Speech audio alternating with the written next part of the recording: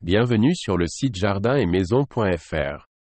Aujourd'hui, nous vous proposons 5 étapes pour faire revivre une plante sèche après les vacances. C'est un classique après les vacances. Nous rentrons chez nous, ouvrons la porte et constatons que notre plante chérie est sèche. Cela gâche le plaisir des jours passés loin de chez soi. Cependant, plutôt que de la jeter immédiatement, il est possible de raviver une plante sèche. Il suffit de connaître les bonnes méthodes et de lui accorder quelques jours pour observer sa réaction à nos soins.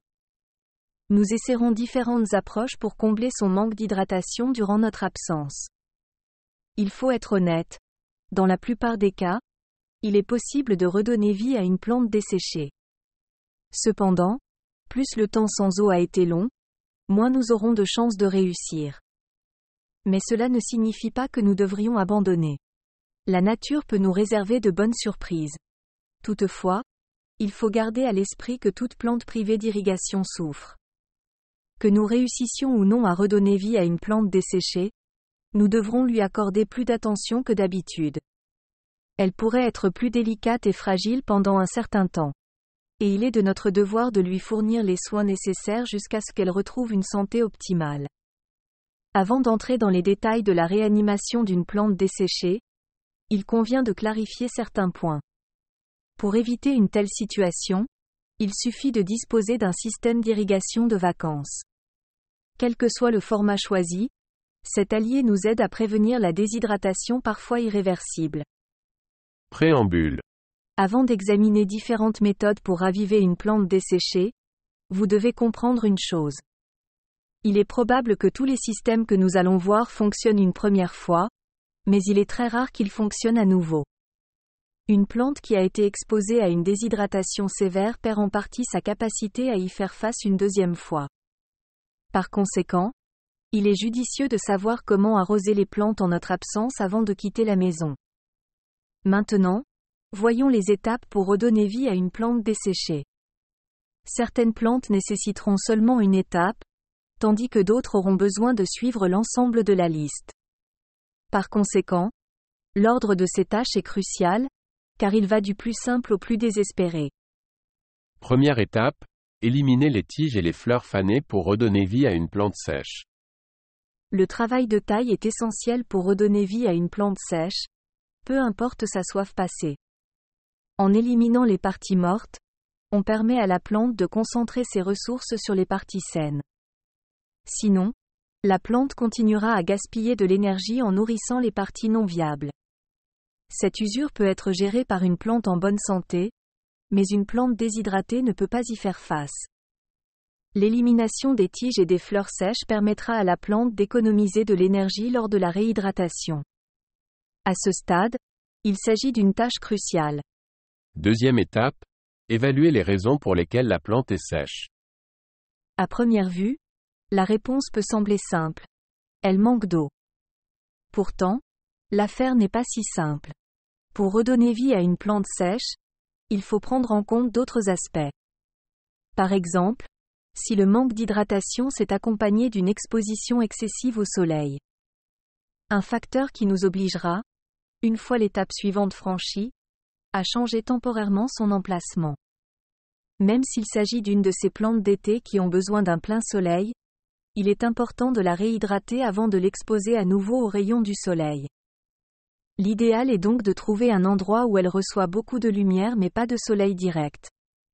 Mais ce n'est pas le seul scénario que nous devons évaluer avant de relancer une plante sèche. Le manque d'arrosage fragilise non seulement la plante, mais la rend également vulnérable à différents ravageurs. Par conséquent, il est essentiel de revoir la situation avant de la réhydrater. Éliminer les parasites doit devenir une priorité, car si cela n'est pas fait, aucune des étapes suivantes ne sera couronnée de succès.